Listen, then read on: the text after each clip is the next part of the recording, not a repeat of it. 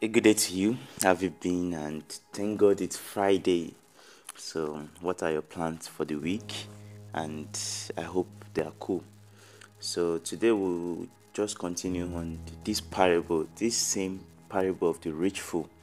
It seems that this parable is so rich that we just keep learning and God just keep pointing a lot of things to me and to us. So we just need to key into this and be blessed. And as we've seen recently, yesterday, this man was glorying himself. He wasn't giving the glory to God. And all he could think in his mind is how he was able to amass the wealth. He was thinking how he will even amass more and how he will enjoy it alone.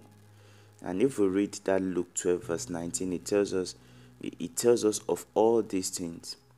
And he was saying that I will sit back and say to myself, my friend, you have enough stored away for years to come. Now take it easy, eat, drink, and be merry. We see this man here indirectly saying that there is no God, for not acknowledging God in all his testimony. We need to be careful in the way we do things, because the moment we start pushing God away from the things we do, we are indirectly saying that God doesn't exist. So the truth is that in our own lives, in my own life, we can also say that there is no God without uttering any words. As long as our ways, our thoughts and actions does not acknowledge and reference God as the Lord over our life, as the one providing the things which we have, then we say there is no God. Then we show there is no God. With all this man's action and pomposity, God came in verse 20 saying, you fool, you will die this very night, then who will get everything you worked for? God calls this man a fool. And a definition of a foolish person is seen in Psalms 14 verse 1. The fool says in his heart, there is no God. So we don't have to say it out in words, but our actions and our words can also project it out very loud. As God looks at the heart of man, he doesn't just look at appearance, but the heart. Then God showed him that he has been the one controlling things. He is the sovereign one, even though he is behind the scene. Though it might look as if he is silent or not involved, but he has orchestrated, he has planned everything and directed this man's ways to bless him. And so it is for each and every one of us. Psalms 145 verse 16 says, you open your hand and satisfy the desire of every living thing.